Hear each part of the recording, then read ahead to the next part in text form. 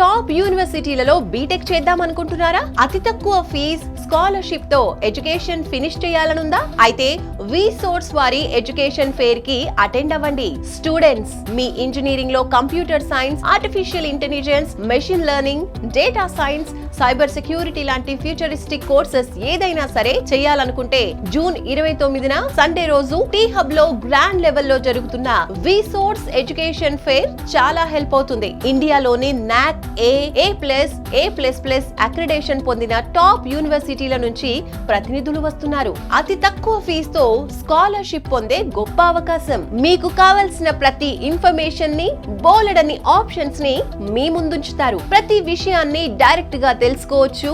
మీరు కోరుకున్న క్యాంపస్లలో జాయిన్ అవ్వచ్చు.